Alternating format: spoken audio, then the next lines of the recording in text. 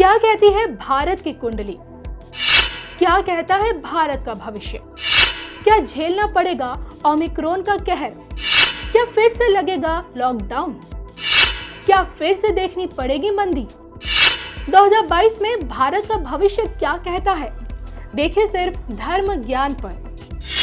नमस्कार। नववर्ष की सबसे पहले तो हमारे दर्शकों को ढेरों ढेरों शुभकामनाएं। मैं हूं आपके साथ कविता राणा, मेरे साथ आचार्य मयंक शर्मा जी। धन्यवाद कविता जी। सभी दर्शकों को बहुत बहुत नमस्कार और नव वर्ष की बहुत बहुत बधाइयाँ। ये वर्ष सभी के लिए बहुत अच्छा हो, मंगलकारी हो और सभी के घर में खुशियाँ आएँ, बरकत आए, ऐसी हमारी प्रभु से मंगल कामनाएं। बिल्कुल, 2022 की शुरुआत हो चुकी है और हम उम्मीद भी करते हैं कि हमारे लिए, मतलब हमारे लिए, आपके लिए और हमारे देश के लिए 2022 अच्छा रहे, भाग्यशाली साबित। और इसलिए आज के इस वीडियो में हम बात करेंगे कि देश की कुंडली क्या कहती है, राशि अनुसार भारत की क्या राशि बनती है और इसके साथ साथ भारत की कुंडली के चलते 2022 हिंदुस्तान के लिए यानी कि भारत के लिए कैसा रहेगा, यही आज हम जानेंगे मयंक जी से। जी तो मयंक जी, सबसे पहले मैं जानना चाहूँगी कि जैसे आप हमेशा जब भी हमारे दर्शकों को भविष्यवाणी करते हैं या उनका राशिफल बताते हैं तो ये राशि अनुसार देखा जाता है। तो भारत की राशि अनुसार कौन सी राशि बनती है और जो बनती है उसके हिसाब से 2022 कैसा रहे उसके लिए?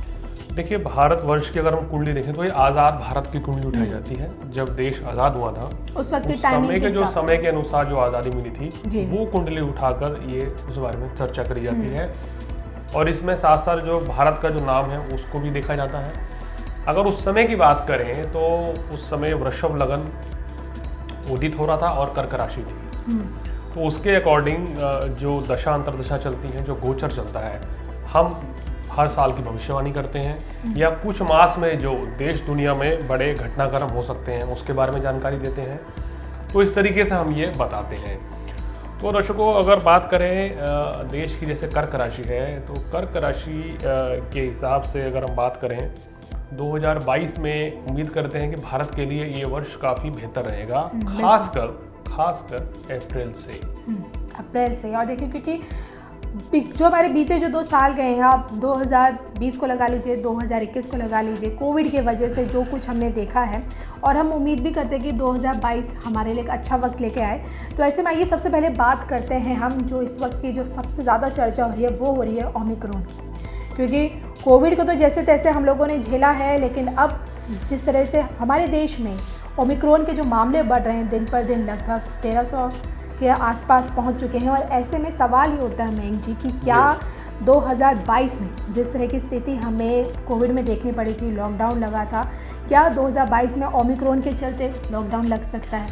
देखिए, अगर 2022 की बात करें तो इस तरह की संभावनाएं कोई ज़्यादा दिख नहीं रही है ग्रह नक्षत्र के हिसाब से कविता जी कि क्योंकि 19 में ग्रह स्थिति देश की बहुत ख़राब थी। अगर आपको याद हो, हम आपके साथ शूट पर थे और ग्रहण के बारे में शूट कर रहे थे दिसंबर में। जो ग्रहण पड़ा था उसका असर कहते हैं कि कई वर्षों तक रहता है। 26 दिसंबर का ग्रहण मुझे याद है, बहुत ज़बरदस्त ग्रहण था। धनु राशि में एक साथ राहु भी वहीं था, शनि भी वहीं था, तो स्थितियाँ बड़ी विस्फोटक थी।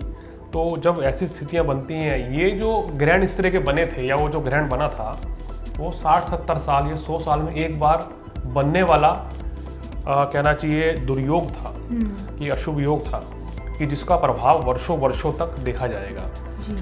अब आप इस तरह से दर्शक समझिए कि वर्षों तक कैसे देखा जाएगा। लोग कहेंगे आप कैसे बता रहे हैं। देखिए, अगर किसी व्यक्ति का जन्म होता है अशुभ योग, अब आप देखते हैं कि उसके जीवन में काफ़ी वर्षों तक उतार चढ़ाव रहता है, उसके बाद स्टेबिलिटी आती है। ऐसे ही जिन वर्षों में गोचर बहुत ज़्यादा अशुभ हो गया है तो रिकवरी होने में बहुत समय लगता है। तो ये उसी के साइड इफेक्ट अब चलते आ रहे हैं कि कोरोना जो है कंटिन्यू बढ़ रहा है। अब डेल्टा आया, उसके बाद ओमिक्रॉन आ गया। लेकिन इस समय जो स्थिति भारत में थोड़ा बढ़ रही है, अगर हम राशि से देखें तो कर्क राशि से अष्टम भाव में गुरु चल रहे हैं, जो ये दिखाता है कि थोड़ा सा महामारी या बीमारी बढ़ती है। ज़रूरी नहीं है कि आपका ओमिक्रॉन ही बढ़े। अब आप पिछले दिनों अगर आप देखें तो ये जो ग्रह स्थिति मैं आपको बता रहा हूँ, ये जो बदलाव आए हैं 15 नवंबर के बाद से ज़्यादा ग्रह स्थिति खराब होनी शुरू हुई है, जो गोचर जो बदला है।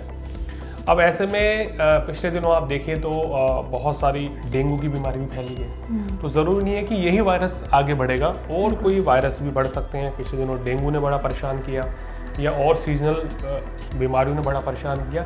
इसी तरह से डेल्टा वायरस के भी कुछ केस अब बढ़ रहे हैं और साथ साथ ओमिक्रॉन के तो चल ही रहे हैं। लेकिन जो ग्रह गोचर के अनुसार साफ सी प्रेडिक्शन है वो ये कहती है कि बहुत ज़्यादा घबराने की ज़रूरत नहीं है। कोई ऐसा बड़ा लॉकडाउन लगने की कोई भी आशंका नहीं है। अगर लॉकडाउन लगेगा भी तो वीकेंड में होगा या बहुत ही छुटपुट होगा, ना ही ये वायरस बहुत ज़्यादा डेल्टा वायरस की तरह तबाही मचाएगा।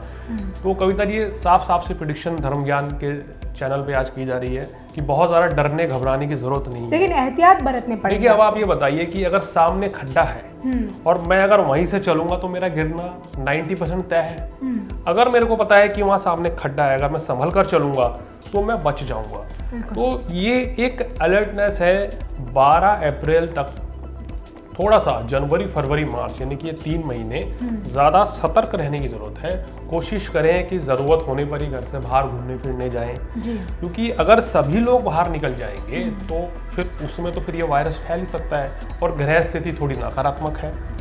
तो इसलिए जब तक बृहस्पति अष्टम भाव में रहेंगे तो अष्टम भाव में बृहस्पति आने से बीमारी को बढ़ाते हैं। तो इसलिए देश में एकदम से ये ओमिक्रॉन का असर बढ़ा है और अब डेल्टा के भी केस इस समय बढ़ रहे हैं। पहले डेल्टा के केस नहीं बढ़ रहे थे, उसके भी केस बढ़ रहे हैं।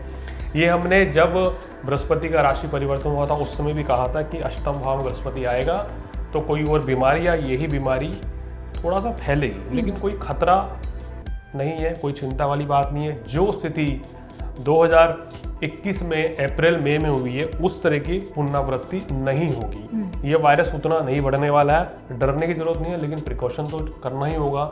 बहुत ज़्यादा घूमने फिरने से बचें, ज़रूरी काम वही करें और जो नियम हैं वो फॉलो करें, जिससे कि हम इन परेशानियों को, इन बीमारियों को कम कर सकते हैं, अपने से दूर कर सकते हैं। चलिए अब बात करते हैं हम अपनी सीमा की, देश की सीमा यानी हमारे पड़ोसी मुल्कों के साथ भारत के संबंध क्या तनावपूर्ण रहेंगे या फिर बेहतरी की ओर बढ़ेंगे।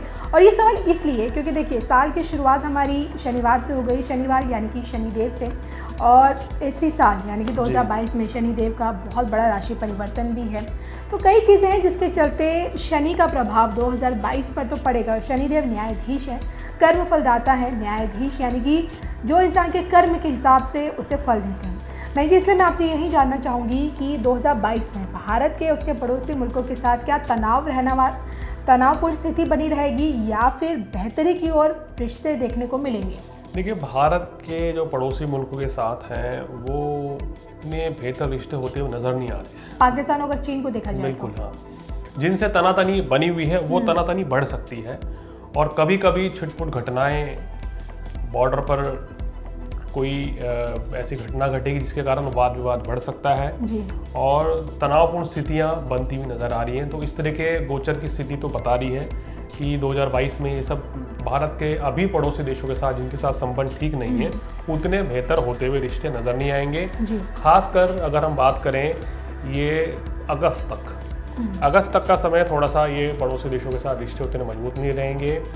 अगर कोई पड़ोसी देश भारत को नुकसान पहुंचाने की कोशिश करेगा तो उसको मुंह तोड़ जवाब मिलेगा और उसको कहना चाहिए बड़ी ज़बरदस्त हानि भी उठानी पड़ेगी, यानी कि भारत कोई बड़ी कार्रवाई भी कर सकता है। ऐसे ग्रह नक्षत्र संकेत दे रहे हैं। मैं कि अब मैं आपसे ये जानना चाहूँगी कि क्या 2022 में भारत को कुदरत का कहर झेलना पड़ सकता है। क्योंकि देखिए ना, विश्व भर में जिस तरह से साइक्लोन, तूफान और बाढ़ ऐसा जो स्थितियाँ बनती हैं, हर बार ये सवाल पूछा जाता है। अब मेरे ख्याल से देखिए, जब साल की शुरुआत होती है तो ग्रह नक्षत्रों के हिसाब से देश भर के तमाम ज्योतिषाचार्य इस पर भविष्यवाणी करते हैं कि ग्रह नक्षत्रों के हिसाब से कुदरत का कहर क्या आने वाले समय में लोगों को झेलना पड़ेगा या नहीं। देखिए, 2022 की जो स्थिति रहेगी वो भारत के लिए, अगर हम बात करें कुदरत के कहर की, तो कुछ महीने आपको बताने जा रहे हैं जी। इन महीनों में थोड़ा सा कहना चाहिए कुछ चीज़ें खराब हो सकती हैं। वो चाहे ग्रह नक्षत्र के कह लें या किसी एकदम से परिस्थिति बदलने के कारण कह सकते हैं। तो कुछ महीने हैं जहाँ सावधान रहने की ज़्यादा ज़रूरत होगी, जैसे कि फरवरी का महीना ही है स्टार्टिंग में, फरवरी का महीना और 15 मार्च तक, यानी कि पूरा फरवरी और 15 मार्च तक सावधान रहने की जरूरत पड़ेगी। उसके बाद जून का महीना, अगस्त का महीना और 15 अक्टूबर से लेके 20 नवंबर तक का समय, ये भी थोड़ा सावधानी पूर्वक चलने का होगा। इस समय कोई कहना चाहिए चक्रवात, तूफान या कुछ नुकसान होना या कुछ फसल का कम होना या फसल का नुकसान होना, ये इस समय पे देखा जाएगा। उस समय की ग्रह स्थिति इतनी बेहतर नहीं रहेगी और इसी समय में कहीं ना कहीं हम कह सकते हैं कि देश में कोई विरोध के स्वर भी जाग उठ सकते हैं। कहीं उपद्रव, कहीं हिंसक घटनाएं या विरोधाभास सरकार के प्रति देखा जा सकता है और विपक्ष जो है, या अगर हम बात करें या कोई असामरिक तत्व जो है वो कुछ गलत करने का प्रयास कर सकते हैं। मैं जी जाते जाते अब मैं बात करना चाहूँगी शेयर मार्केट की। तो 2022 में शेयर मार्केट का उछाल हमें देखने को मिलेगा या फिर मंदी का दौर देखना पड़ सकता है? देखिए, इस वर्ष में क्या है कि अगर हम बात करें मार्च के बाद की, तो मार्च के बाद जो है शेयर मार्केट में काफ़ी उछाल रहेगा। 20 मार्च तक जो है ये उतार चढ़ाव बना रहेगा, कभी कम कभी ज़्यादा। अब जो लोग सोना चांदी में भी निवेश करते हैं या म्यूचुअल फंड लेते हैं या इस तरह की चीज़ें करते हैं, तो वहाँ पर भी ग्रह गोचर की स्थिति साल की शुरुआत की ये बता रही है कि थोड़ा उठापटक बनी रहेगी। मार्च के बाद स्टेबिलिटी आएगी, फिर मार्केट उठेगा, तो फिर धीरे धीरे वो उठता ही चला जाएगा। यानी कि मार्च के बाद हम देख रहे हैं कि कोई बड़ी समस्या ऐसी नहीं रहेगी।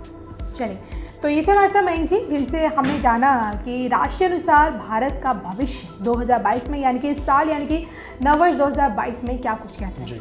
और उम्मीद करते हैं कि देखिए हमारे लिए, आपके लिए, सभी के लिए 2022 ढेरों खुशियाँ लेकर आए और इस साल हमने जो कुछ सोचा है वो हम उसे हासिल कर पाएँ। चलिए, इसी के साथ मुझे और मयंक शर्मा जी को दीजिए इजाज़त। नमस्कार।